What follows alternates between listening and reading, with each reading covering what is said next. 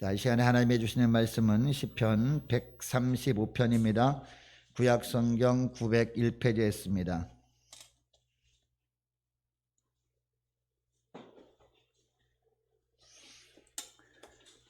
시편 135편 1절부터 21절까지 말씀입니다.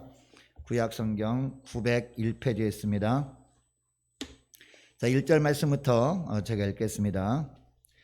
할렐루야. 여호와의 이름을 찬송하라. 여호와의 종들아 찬송하라. 여호와의 집 우리 여호와의 성전 곧 우리 하나님의 성전들에 서 있는 너희여 여호와를 찬송하라. 여호와는 선하시며 그의 이름이 아름다우니 그의 이름을 찬양하라. 여호와께서 자기를 위하여 야곱 곧 이스라엘을 자기의 특별한 소유로 택하셨음이로다. 내가 알거니와 여호와께서는 위대하시며 우리 주는 모든 신들보다 위대하시도다. 여호와께서 그가 기뻐하시는 모든 일을 천지와 바다와 모든 깊은 데서 다 행하셨도다. 안개를 땅 끝에서 일으키시며 비를 위하여 번개를 만드시며 바람을 그 곳간에서 내시는도다. 그가 애굽에 처음 난 자를 사람부터 짐승까지 치셨도다. 애굽이여 여호와께서 내게 행한 표적들과 징조들을 바로와 그의 모든 신하들에게 보내셨도다. 그가 많은 나라를 치시고 강한 왕을 죽이셨나니 곧 아모리인의 왕 시혼과 바산 왕 옥과 가나안의 모든 국왕이로다. 그들이 땅을 기업으로 주시되 자기 백성 이스라엘에게 기업으로 주셨도다. 여호와여 주의 이름이 영원하시나이다. 여호와여 주를 기념함이 대대 이르리이다. 여호와께서 자기 백성을 판단하시며 그의 종들로 말미암아 위로를 받으시리로다. 열국의 우상은 은금이요 사람의 손으로 만든 것이라. 입이 있어도 말하지 못하며 눈이 있어도 보지 못하며 귀가 있어도 듣지 못하며 그들의 입에는 아무 호흡도 없나니 그것을 만드는 자와 그것을 의지하는 자가 다 그것과 같으리로다. 이스라엘 족속아 여호와를 송축하라. 아론의 족속아 여호와를 송축하라. 레위 족속아 여호와를 송축하라. 여호와를 경외하는 너희들아 여호와를 송축하라. 예루살렘에 계시는 여호와는 시온에서 찬송을 받으실지어다. 할렐루야. 아멘. 기도하겠습니다. 하나님 아버지 감사합니다. 주님 오늘도 거룩한 주일 예배를 드리면서 저희를 주님의 말씀을 받길 원합니다. 하나님 저희들의 마음의 문을 활짝 열고 말씀을 받을 때 이 말씀이 들릴 때마다 깨달아지게 하시고 깨달은 말씀대로 순종할 때 우리 주님께서 어떤 놀라운 일을 날마다 삶 가운데 풍성히 부어주시는지 보며 하나님께 영광 돌리며 살게 하여 주옵소서. 말씀을 증가하는 종의 모습은 십자가에 감춰주시고 종의 입술을 통해서 선포되는 말씀만 명확하게 드러나게 하시고 말씀이 선포될 때 성령의 불이 나가게 하여 주옵소서. 감사드리오며 우리 주 예수님의 이름으로 기도드리옵나이다. 아멘. 할렐루야. 자, 은혜 많이 받으시기 바랍니다. 이제 이 코로나 사태 때문에 이제 사회적 거리도 1단계로 낮아짐으로 말미암아 이렇게 함께 모여서 예배 드릴 수 있는 것이 얼마나 감사한지 모릅니다. 우리가 인원이 그렇게 많지도 않는데 1부, 2부 나눠서 드릴 때 정말 1부에 왔던 분들은 2부에 못 나오잖아요. 그래서 서로 궁금했었는데 한 번 예배 드림으로 말미암아 얼굴도 보고 인사도 하고 하는 게 이게 얼마나 감사한 일인지 모릅니다. 계속해서 우리가 기도함으로 말미암아 한 번 다 함께 예배 드리면서 함께 교제 나누는 복된 은혜가 있도록 우리가 함께 기도했으면 좋겠습니다. 인생은 선택의 연속이라는 그런 말이 있습니다. 그리고 선택한 결과에 따라서 주어진 인생을 우리가 살아가야 된다. 그런 이야기들을 합니다. 여기에는 그리스도인들도 예외가 없습니다. 동일한 환경이 주어졌는데 똑같은 환경 속에서 어떤 사람은요 감사하고 찬송하며 사는 사람이 있습니다. 또 어떤 사람들은 원망과 불평을 터뜨리며 사는 사람도 있습니다. 물론 겉모습은요 그렇게 달라져 보이지 않습니다. 환경은 그렇게 크게 달라 보이지는 않습니다. 그런데 명확하게 구분되는 것은요 속마음이라는 거죠. 고난의 상황이 계속되고 있습니다. 동일한 환경이 주어졌는데 그 환경 속에서 감사하고 찬송하며 사는 사람은 내면이 달라진다는 거죠. 이 속사람 가운데 뭐가 임합니까? 바로 하나님의 나라가 임합니다. 하나님의 통치가 임한다는 거죠. 근데 반면에 똑같은 환경 속에서 원망과 불평함에 사는 사람은요, 겉으로 볼 때는 그렇게 크게 달라 보이지 않지만 뭐가 다릅니까? 속 사람이 다릅니다. 괴로움이 가득하다는 거죠. 겉보기는 괜찮아 보여도 속으로는 지옥과 같은 삶을 살게 되어진다는 겁니다. 여러분, 우리는요, 삶의 환경은 바꿀 수 없어도 무엇은 바꿀 수 있습니까? 선택은 바꿀 수 있어요. 이왕이면은 여러분, 감사와 찬송하며 살아가시는 복된 하루하루 될 수 있기를 축복합니다. 여러분, 예수 믿는 사람들은 하나님의 말씀을 기준으로 우리가 선택하며 사는 사람들 아닙니까? 그러면 하나님께서 어떤 명령을 하시나 이것을 우리가 보게 되면 우리가 선택하는 것을 쉽게 우리가 고를 수 있는 것이죠. 근데 오늘 본문에 보니까 우리 하나님께서 우리에게 명령하고 있습니다. 세 가지 명령하고 있는데, 자, 오늘 본문의 말씀 보시기 바랍니다. 본문 보니까 찬송하라 라고 말씀하고 있습니다. 그리고 3절 하반절 보니까 찬양하라 라고 말씀하고 있습니다. 자, 그리고 20절 21절 말씀 보니까 뭐라고 명령합니까? 송축하라 라고 명령하고 있어요.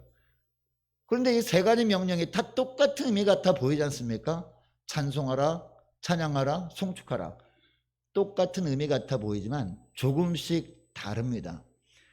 왜냐하면 찬송하라 라는 말은요, 그 원어로 보면 할렐이라는 동사입니다. 자, 그리고 찬양하라는 동사를 보니까 자마르라는 동사예요. 그리고 송축하라 우리가 지난 시간에 살펴봤잖아요. 송축하라는 어떤 의미냐? 바로 에베드라는 의미, 그 동사입니다. 자, 할렐루야는요, 이 할렐은 찬송하라라는 건데, 근데 오늘 본문에 보니까 할렐루야로 시작하고 있습니다. 그리고 할렐루야로 마치고 있거든요. 할렐루야가 무슨 뜻입니까? 할렐, 찬송하라 라는 말과 그리고 맨 마지막에 야는 하나님을 의미하거든요. 그러니까 하나님을 찬송하라 라는 의미죠.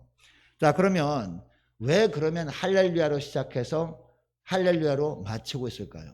이것이 인생이란 겁니다. 특별히 예수 믿는 사람들은 삶을 돌아보면서 모든 상황 가운데 하나님을 찬송하며 시작하고 하나님을 찬송함으로 마무리해야 된다. 바로 이런 말씀을 하는 겁니다.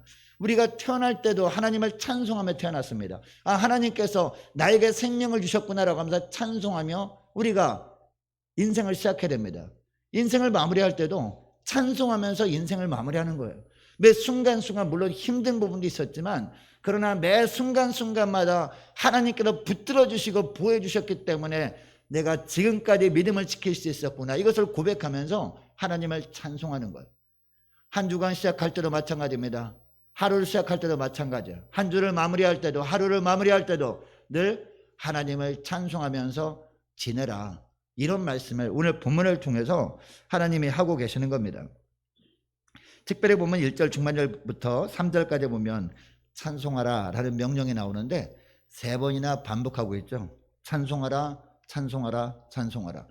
근데 이 할렐이라는 단어는요, 어떤 의미가 있냐면 자랑하다, 찬양하다, 그 다음에 또 하나 의미가 미치다라는 의미도 있더라고요.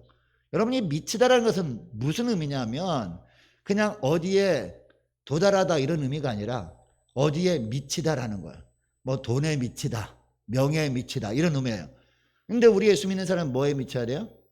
하나님께 미쳐야 됩니다. 우리 심령 가운데 하나님을 찬송하는 것으로 가득 차야 된다는 겁니다. 여러분, 그 사람이 어디에 미쳐 있는가, 이것을 보기 위해서는 무엇을 보면 압니까? 입을 벌려서 무슨 말을 하는가, 이걸 보면 알게 된대요. 입만 벌리면 어떻게 하면 돈이 될까? 돈 하는 사람은 뭐에 미쳐 있는 거예요? 돈에 미쳐 있는 거예요. 어떻게 하면 많은 사람을 사귀어가지고 그 사람을 이용해서 내가 높아질까? 그 사람 뭐에 미쳐 있는 거예요? 명예에 미쳐 있는 거예요. 근데 우리가 입술을 벌리게만 하면 주님을 높이는 막 찬양만 해요. 그냥 찬양에 흥얼거려요. 그럼 그 사람 뭐에 미쳐 있는 거예요? 예수님께 미쳐 있는 거예요. 여러분, 하나님을 우리가 믿어도요, 어느 정도 믿어야 됩니까? 미치도록 믿어야 됩니다. 바로 그런 말씀을 하는 겁니다. 입만 열면 늘 하나님을 찬송하고 하나님을 자랑하는 정도까지 우리가 어떻게 해야 돼요? 하나님을 찬송하며 살아가라. 바로 그런 말씀을 하는 거죠. 자, 그러다가 3절 하반절에 보니까 찬양하라 라는 단어가 나와요. 이 단어는 자마르라는 단어라고 제가 말씀드렸는데 이 뜻은요, 노래하다, 찬양하다, 그 다음에 맨 마지막에 또 하나 의미가 있는데 연주하다 라는 의미가 있어요. 우리가 주님을 찬송하는데 어떻게 찬송해야 되냐? 모든 것을 총동원해서 연주하듯이 찬양하라는 거예요. 여러분, 하나님께서 우리 몸에 주신 악기들이 있습니다. 그게 바로 목소리죠, 목소리. 우리가 입술을 벌려서 우리가 말을 할 수 있다면 가장 먼저 해야 될 것이 뭡니까? 하나님을 찬송해야 되는 거예요. 하나님을 찬송하는 거예요, 목소리로. 그 다음에 또 하나의 악기가 뭡니까? 이 손입니다, 손. 우리가 찬양할 때 손뼉 치면서 찬양하지 않습니까? 우리가 이처럼 이 목소리를 동원해서 이 손까지 동원해서 하나님을 찬송해야 되는 이유가 무엇입니까? 바로 하나님이 우리의 하나님 되시기 때문이라는 것이죠. 자, 그리고 19절부터 20절까지의 말씀 보면 하나님은 사람들을 쭉 부르십니다. 자, 이 19절 말씀 보시기 바랍니다. 이스라엘 족속아 라고 부릅니다. 그리고 아론의 족속아 라고 불러요. 그 다음에 레위 족속아 라고 부르고 있습니다. 그리고 20절 하반절 보니까 여호와를 경외하는 너희들아 라고 하고 있습니다. 여러분, 여호와를 경외하는 주의 백성들입니까? 그렇다면 우리까지도 부르는 거예요. 신구약에는 모든 성도들 뿐만 아니라 오늘날 예수 믿는 모든 사람들을 다 부르는 겁니다. 다 부르시면서 뭐라고 명령합니까? 여호와를 송축하라. 여호와를 송축하라는 말이 무슨 말이라고 했습니까? 하나님 앞에 나와서 두 손 드는 거예요. 하나님 앞에 항복하는 겁니다. 주님이 아니면 저는 아무것도 아닙니다라고 두 손 들고 항복하고 주님께 철저히 맡기는 거예요. 이게 바로 여호와를 송축하는 겁니다. 이처럼 우리 하나님께서 명령하고 있습니다. 여호와를 송축하라 라고 말씀하고 있어요.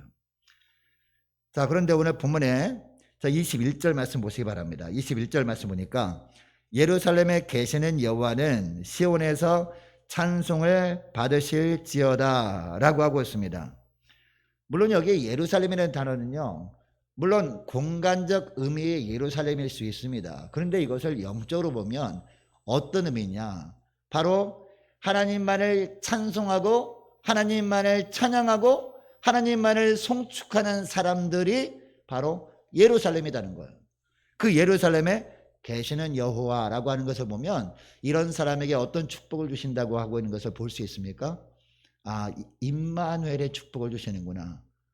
여러분, 성경 말씀 속에서 축복 중에 가장 큰 축복이 뭔지 아십니까? 하나님께서 형통케 하시는 축복을 주시는 거거든요. 여러분, 형통의 축복을 다 받아 누리시기를 축복합니다. 형통의 복이 뭡니까, 여러분? 성경에서 말하는 형통의 복, 주님께서 날마다 임마누엘 해주시는 축복입니다. 할렐루야. 우리 주님께서 이 땅에 오셔서 주님의 이름을 임마누엘이라고 했잖아요. 우리 주님께서 우리와 늘 함께 하시고 우리와 동행하시는 축복이 바로 형통의 축복인데, 이런 축복을 누구한테 주신다고요? 하나님만을 찬송하고 하나님만을 찬양하고 모든 악기를 동원해서 전심으로 찬양하고 그리고 하나님만을 송축하는 자들, 하나님께 두 손 바짝 들고 주님께 다 맡기는 자들, 이런 자들에게 우리 주님은 임마누엘의 축복을 주시고 그런 사람의 삶을 책임져 주신다, 이 말씀을 하고 있습니다. 여러분, 이것을 기억하시고 여러분, 입술을 벌려서 어떤 노래를 하며 살고 있습니까? 오직 하나님만을 찬송하며 살아갈 수 있기를 축복합니다. 찬송은요, 그 찬송받을 대상을 높이는 거거든요. 여러분, 누구만을 높이고 있습니까? 우리가 하나님만을 찬송하고 있다면 하나님만을 높여드리는 거예요. 그러나 세상 노래를 하고 있다면 우리가 세상을 높이는 거란 말이에요. 하나님의 어떤 사람에게 복을 주시겠습니까? 당연히 하나님만을 높이는 자를 축복하시지 않겠습니까? 여러분, 하나님만을 찬송할 수 있기를 축복합니다. 그리고 모든 것을 다 동원하는 거예요, 찬송할 때. 그리고 하나님 앞에 두 손 바짝 들고 항복하는 마음으로, 주님께 다 맡기는 마음으로 주님을 송축하며 살아감으로 말미암아 임마누엘의 축복을 풍성히 누리며 살아갈 수 있기를 원합니다. 자, 그럼 우리가 이처럼 하나님만을 찬송하고 찬양하고 송축해야 된 이유가 무엇이냐? 오늘 본문에 보면 첫째요, 우리의 신분 때문이라는 겁니다. 자, 1절 말씀 보시기 바랍니다. 자, 1절 중반절 보면 찬송하라, 그 다음에 뭐라고 나와요? 여호와의 종들아 라고 하고 있습니다. 여러분, 우리는요 어딘가에 종속된 존재들입니다. 어디엔가 속해 있는 존재들이란 말이에요. 우리는 하나님께 속해 있거나 세상에 속해 있거나 둘 중 하나예요. 우리는 하나님의 종들이거나 마귀의 종들이거나 둘 중 하나란 말이에요. 그럼 우리는 어디에 속해 있습니까?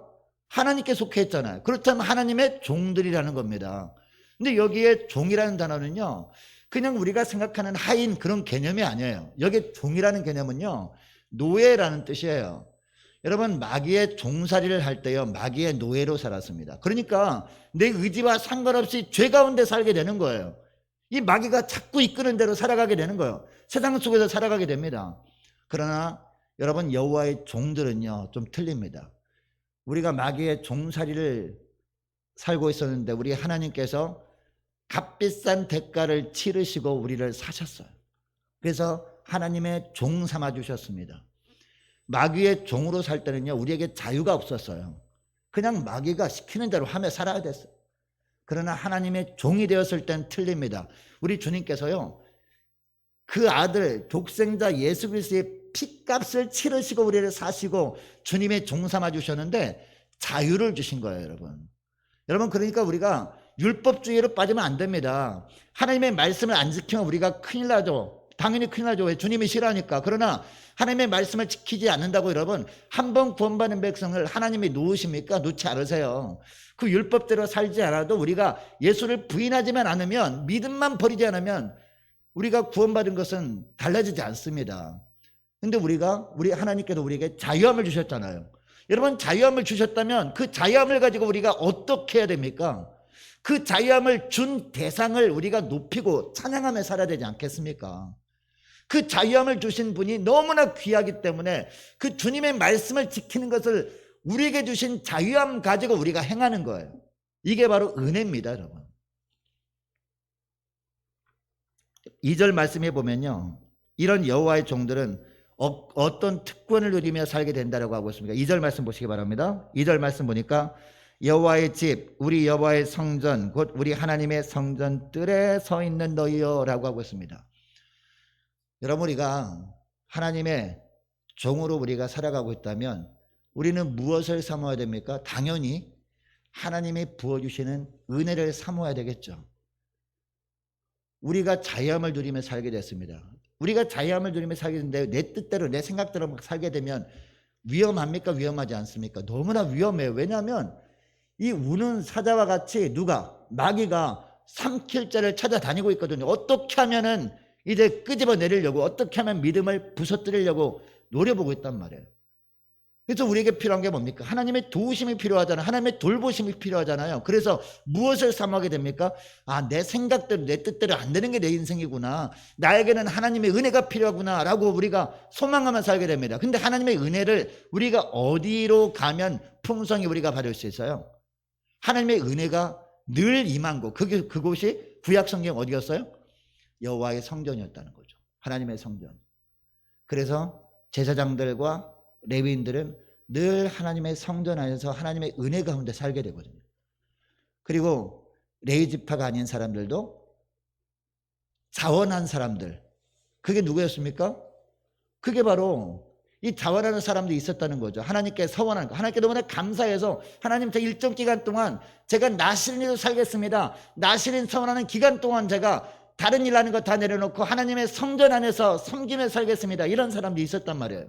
근데 그런 사람들은 그 성전 안에 있을 동안에 하나님의 은혜를 풍성히 누리며 살았다는 겁니다. 여러분, 그런데 오늘날은 성전은 누굽니까? 오늘날은 성전은 예수님께서 친히 말씀하셨죠. 요한복음 3장에 예수님은 친히 자신을 성전이라고 하셨잖아요. 너희가 이 성전을 헐라 내가 사흘 만에 세우리라. 이 말씀은 무슨 말씀이에요? 그 말씀을 듣는 유대인들을 향해서 너희가 나를 십자가에 넘겨줘 봐라. 십자가에서 내가 달려 죽어도 3일 만에 내가 부활할 것이다. 이런 말씀 아니겠습니까? 예수님이 친히 성전이라고 말씀하셨고, 그 예수님이 부활 승천하셨습니다. 그리고 누구를 보내주셔요? 예수님의 영, 성령을 보내주셨단 말이에요. 예수 믿는 사람은 다 성령이 거하시는 전인들 믿으시기 바랍니다. 그러니까 우리가 가는 곳마다 우리가 무엇을 하든지 우리가 성령에 거하는 전으로 우리가 살아가게 되면 어떤 축복이 임하게 된다는 거예요? 하나님의 은혜가 늘 임하게 된다. 이 말씀을 하고 있다는 것이죠. 이 사랑 여러분, 우리는 자유인이 되었습니다. 더불어 우리 신부는 누구의 종입니까? 예수 그리스도의 종이에요. 사도 바울만 그렇게 고백한 것이 아니라 우리도, 사도 바울이 그렇게 고백했다면 우리도 나는 예수 그리스도의 종입니다, 이렇게 고백하며 살아야 돼요. 이런 우리 신분 때문에 우리는 어떤 삶을 살아야 된다고요?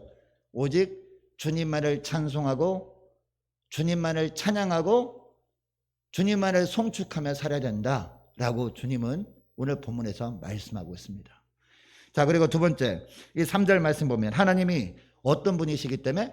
선하신 분이시기 때문이라고 말씀하고 있어요.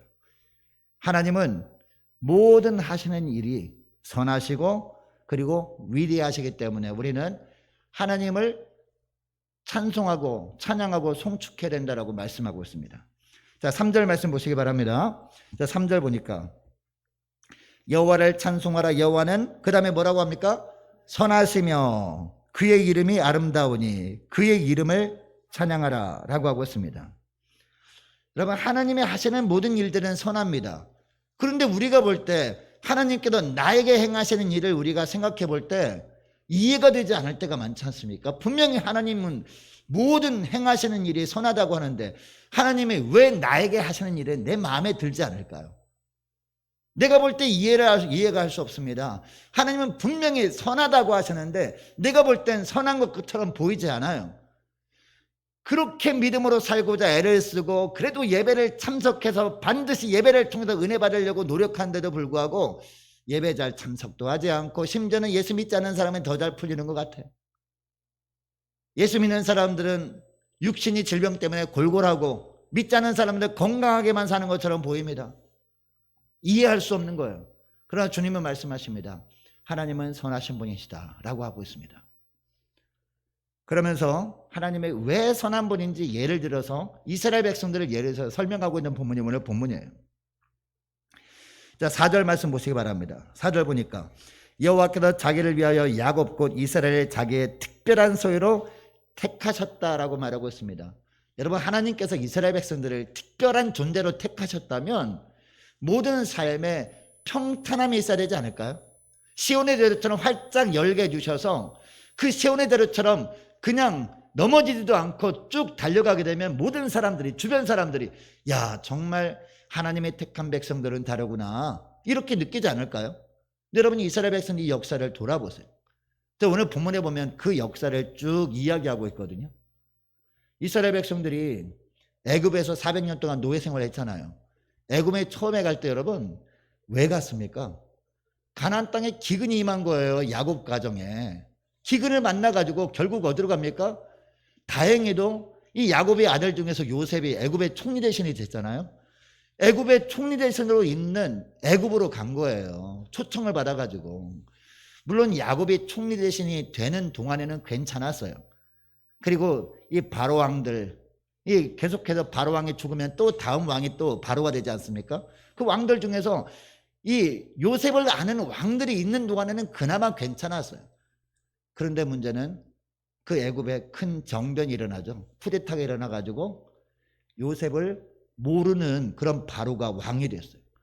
그러면서 어떻게 됐습니까? 갑자기 신분이 추락하죠. 노예 신분으로.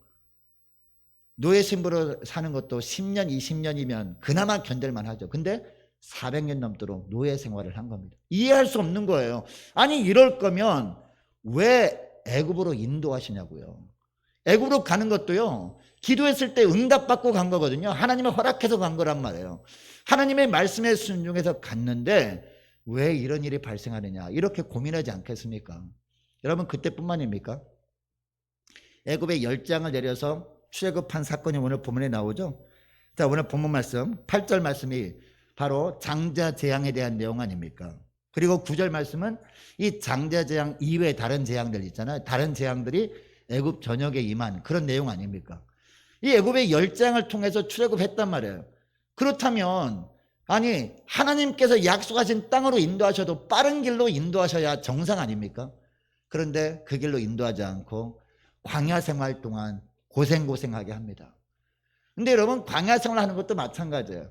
이 광야 생활 어려움이 있을 수 있다는 거죠. 그러나 그냥 하나님께서 그때마다 도와주시기만 하면 얼마나 좋을까요? 그런데 너무나 많은 대적들이 있다는 거죠.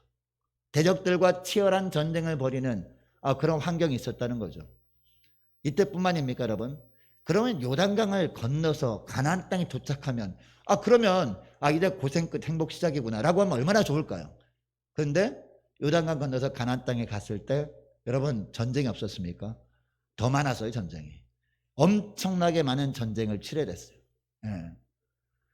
여러분 이렇게 삶을 돌아보면요, 우리 삶도 만만치 않은 인생을 살아왔던 것이 사실 아닙니까?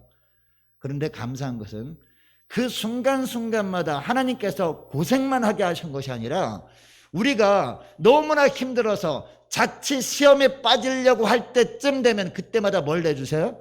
피할 길을 내주셨다는 거죠. 이스라엘 백성들에게 애굽에서 400년 동안 노예 생활할 때 열장을 내리신 것도요, 피할 길을 내신 겁니다. 그리고 오늘 본문에 보면 11절 말씀 보시면 10절 11절 말씀 보세요. 그가 많은 나라를 치시고, 누가 치셨다고요? 하나님께서 치셨다는 거죠. 강한 왕들을 죽이셨나요? 누가 죽이셨어요? 하나님께서 죽이셨다는 거예요. 왜 죽이셨어요?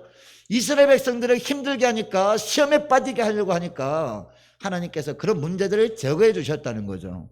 그리고 11절 보면 구체적으로 누구누구를, 어떤 왕을 죽이셨는지 분명히 나오잖아요. 11절 말씀 보시기 바랍니다. 곧 아모리네 왕 시혼과 바산 왕 옥과, 여러분 이 아모리 왕 시혼 그리고 바산 왕 옥은 어디에 있는 왕들이었습니까? 요단 동편. 예. 요단강을 건너기 전에 요단 동편 땅이 처음부터 하나님께서 이스라엘 백성들이 주신 땅이 아니라 거기에 이방 백성들이 살고 있었거든요. 근데 굉장히 강한 이방 백성들이 있단 말이에요. 근데 그것을 딱 가로막고 있으니까 결국 하나님께서 싸워서 승리케 하셨다라는 거죠. 요단강을 건넌 다음에 또 누가 나와요? 자, 11절 하반절 말씀 보니까 가나안의 모든 국왕이로다. 수많은 전쟁을 치렀는데 그 전쟁마다 백전백승하도록 하나님이 도우셨다는 겁니다. 물론 이스라엘 백성들이 전쟁에 참여하긴 했습니다. 그런데 누가 싸우셨다고요? 하나님께서 이스라엘 백성들을 통해서 승리케 하셨다는 거예요. 여러분 하나님께서 그냥 전쟁이 일어난다 할지라도 하나님께서 쫙 평정하신 다음에 패잔병들만 정리하게 하면 얼마나 감사할까요? 그런 환경이 주어졌다는 겁니다. 가나안 땅에 처음에 갔을 때 여러분 빈 땅이 아니라 수많은 대적들이 있을 때 그 마음 가운데 이해할 수 없었을지도 몰라요. 아니 하나님께서 지금까지 고생하면서 요단강을 건너서 약속의 땅까지 오게 하셨다면 이제 좀 쉬게 하면 얼마나 좋아요? 그런데 그렇지 않았다는 거예요. 그러나 그런 문제들을 결국은 주님께서 해결해 주심으로 말미암아 시험 들지 않게 하셨다라는 겁니다. 이 말씀을 하고 있다는 거죠. 여러분 하나님께서 이스라엘 백성들에게 가나안 땅을 기업으로 주셨다라고 말씀하고 있죠. 12절 보니까 그들이 땅을 기업으로 주시되 자기 백성 이스라엘에게 기업으로 주셨도다라고 하고 있습니다. 가나안 땅을 기업으로 주셨다는 이유가 뭘까요? 그 의미가 뭘까요, 여러분? 단순히 그냥 그 땅에 그냥 정착하며 단순히 살도록 하신 것이 아니라는 거죠. 여러분 그 땅을 주셨다는 것은요, 그 땅에 있는 하나님 보시기에 악한 것들을 다 정리하라고 하시는 의미입니다. 뿐만 아니라 거기에 정착하며 살면서 그 땅을 지키라고 하신 뜻이란 말이에요. 여러분 하나님께서 그동안 우리의 삶 가운데 여러 가지 어려움을 주고 계시잖아요. 힘들고 고단한 삶을 살게 하고 계신데 그 이유가 뭔지 아십니까? 하나님께서 예비하신 축복이 있기 때문에. 근데 그 축복을 받을 때는요 어떻게 받아야 됩니까? 하나님 보실 때 우리의 삶 가운데 합당하지 않게 여기시는 것들을 제거해야 되는 거예요. 이스라엘 백성들이 가나안 땅에 들어갔을 때 하나님이 가증 여기시는 죄를 범하고 살고 있는 가나안 7족속들을 몰아냈던 것처럼 우리 삶 가운데 있는 하나님 보시기에 가증 여기는 죄악들을 제거하는 과정이 있어야 되는 거죠. 뿐만 아니라 어떻게 해요? 우리 마음을 잘 지켜야 되는 거예요. 이 가나안 땅을 잘 지켜야 되는 거예요. 이것을 위해서 필요한 것이 뭐예요? 바로 훈련이라는 겁니다. 여러분 하나님께서 우리를 바라보시면서 말씀하십니다. 우리를 용사라고 하시거든요. 여러분 우리는 예수 그리스도의 좋은 병사들인 줄 믿으시기 바랍니다. 근데 여러분 좋은 병사들은 어떻게 해야 만들어집니까? 그냥 예수 그리스도 좋은 병사라고 말만 한다고 그냥 어느 순간에 짠 하고 만들어집니까? 그러지 않죠. 뭐가 필요해요? 훈련이 필요합니다. 훈련이. 훈련 받을 때 여러분, 훈련이 좋은 병사들, 예를 들어서 특전사 용사들 있잖아요. 훈련 받을 때 훈련이 쉬워요, 어려워요? 너무 어려워요. 근데 그 어려운 과정들을 거치면서 힘들고 고단하지만 그 과정을 거치면서 정말 멋진 전사로 거듭나는 거죠. 우리도 마찬가지예요. 하나님께서 우리를, 특별히 예수 믿는 사람들에게 더 힘들고 더 고단한 삶을 살게 하시는 것 같은 이유가 뭐냐? 그만큼 하나님께서요, 멋진 예수 그리스도의 훌륭한 병사로 거듭나게 하시기 위한 과정 중에 있다라는 겁니다. 훈련이라는 겁니다. 여러분이 훈련을 받으면서 우리가 그러면 어떻게 해야 돼요? 이걸 알게 되면 그 주님만을 찬송하고 찬양하며 송축하며 살면 되는 겁니다. 그러면 때마다 시마다 주님께서 도움의 손길을 내밀어 주셔서 훈련을 잘 받게 하시고 넘어가게 하시고 수렁에 빠지면 건져주시고 결국에는 멋진 하나님의 훌륭한 병사로 거듭나게 하시는 거죠. 뿐만 아니라 우리 믿음도 더 성숙하게 하시고 더 성화되게 하시면서 천국까지 이끄는 주님이심을 믿으시기 바랍니다. 그래서 13절 말씀도 보면 어떻게 합니까? 여호와여 주의 이름이 영원하시나이다 라고 하면서 여호와여 주를 어떻게 하라? 기념하라 라고 하고 있습니다. 여러분, 기념하라라는 것은요, 기억하라, 잊지 말아라 이런 거예요. 오늘 말씀을 들었으면 이제 알았잖아요. 아, 그동안 하나님께서 내 삶 가운데 여러 가지 어려운 일을 겪게 하시고 그것 때문에 너무 힘든 일을 만나게 하고 간혹가다 눈물 흘리게 했던 이유가 훈련시키는 거였구나. 이것을 이 시간만 알고 끝내면 안 된다는 거예요. 이것을 기억하고 이제는 그 훈련을 잘 받아야 되는 거예요. 나뿐만 아니라 자녀 손손 대대로까지 이것을 알게 해야 되는 겁니다. 그렇게 함으로 말미암아 우리뿐만 아니라 모든 세대, 가고 오는 모든 세대가 이 하나님만을 경외하며 살도록 주님은 원하시는 겁니다. 여러분, 이것을 기억하시고 모든 상황 속에서 이제는 불평하고 원망하기보다도 하나님만을 찬송하고 주님만을 찬양하고 주님만을 송축하며 살아갈 수 있기를 주 이름으로 축복합니다. 그리고 마지막 하나입니다. 15절부터 18절까지 말씀 보면 왜 우리가 하나님만을 찬송하고 찬양하고 송축해야 되느냐? 하나님 이외의 것들은 다 헛된 것들이기 때문에. 하나님 이외의 우상은요, 전부 다 헛된 것들이기 때문에 하나님만을 찬송하고 찬양하고 송축하라 라고 말씀하고 있는 거죠. 자, 15절부터 18절까지 말씀 보시기 바랍니다. 하나님 이외의 것들은 왜 믿을 만한 대상이 못 되는지 정확하게 말씀하고 있어요. 자, 15절 보니까 열국의 우상들, 수많은 나라들이 숭배하는 우상들은 어떤 존재라고요? 사람의 손으로 만든 것이다.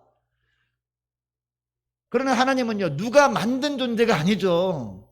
믿지 않는 사람들은 하나님도 만들어지신 아니냐라고 하면서 막 그런 책들도 막 불편하게 팔려고 하는데, 여러분, 하나님은 스스로 계신 분입니다.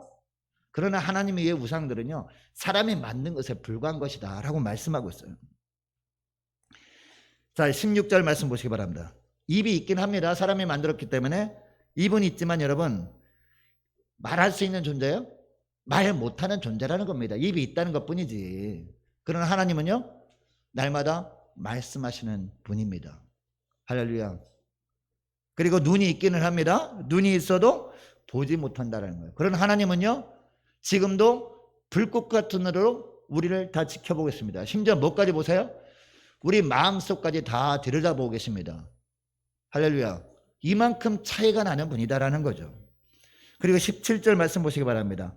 우상도 귀가 있긴 합니다. 사람들이 만들었으니까. 그러나 귀는 있지만 여러분, 듣습니까? 안 듣습니까? 듣지도 못해요. 듣지도 못합니다. 그러나 하나님은요, 우리가 기도할 때마다요, 우리가 소리내서 하는 기도도 들으시지만 우리가 너무나 기가 막힌 일을 만나서 소리내서 기도도 못해요. 눈물 흘리면서 마음속으로만 기도해요. 그런데도 불구하고 그런 기도까지 들으시는 분입니다. 할렐루야. 그러니까 무엇을 높이는 것이 지혜냐?